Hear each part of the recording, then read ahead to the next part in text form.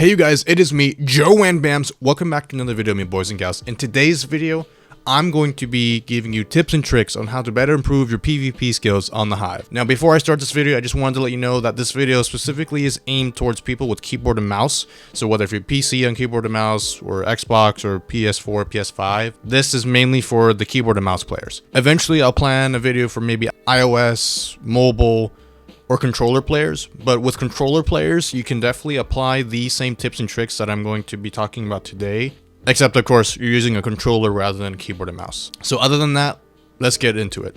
The first thing that I definitely recommend learning is how to bridge on the Hive. Now there's many ways that you can bridge. One is by simply placing blocks, which takes the longest. Number two is by jump bridging, which is a little bit faster, but you can't really see in front of you, so anyone can easily catch you off guard. But there's a third one that I've been using for the entire time, ever since I learned how to do it, and that's called MJ bridging. MJ bridging is by far the fastest, the easiest, and although it takes some time to learn, once you get it down, it's just so useful. Now let me show you how to do it. Alrighty, now how to MJ bridge, it's going to be a little bit complicated.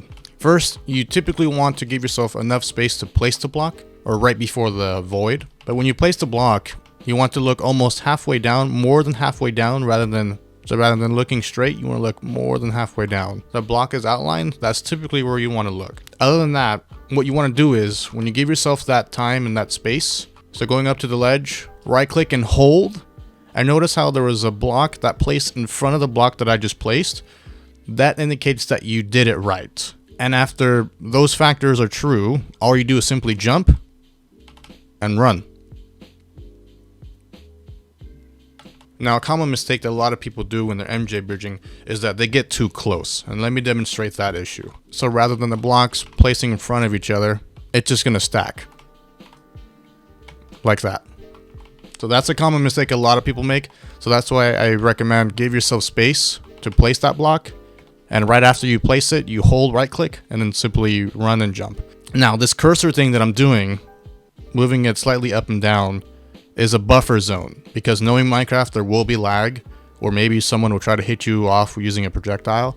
This is giving you, I believe 5 to 8 blocks of space, of coverage, just in case if you do lag, you can save yourself, or if someone does hit you, you can save yourself. It's if you're capable of doing it.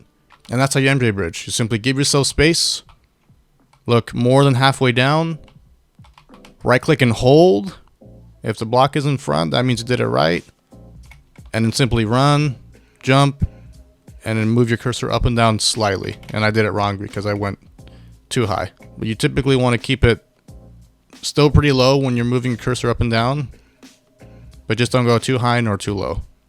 And always hold that right click, because as soon as you let go, that's it, you fall. Tip number 2, how to initiate a combo and maintain a combo. Let's get to it. There's many ways to initiate a combo. Number 1, by using projectiles like arrows or snowballs, or by simply using the momentum of knockback. Projectiles are the easiest way to start a combo, because by throwing a snowball or shooting them with an arrow, it lifts your opponent in the air, which then you can start hitting them right after. Some of you are asking yourself, how does using the momentum of knockback start a combo? Well, just like with projectiles, hitting your opponent with your sword can still lift them in the air. So depending on your opponent's skill and your internet, this could be a little bit more difficult. Now I'm going to discuss how to maintain combos. One method of maintaining them is by W tapping, and another method to maintain is by strafing. But typically you want to do all of these at once, rather than doing one at a time. So let me explain.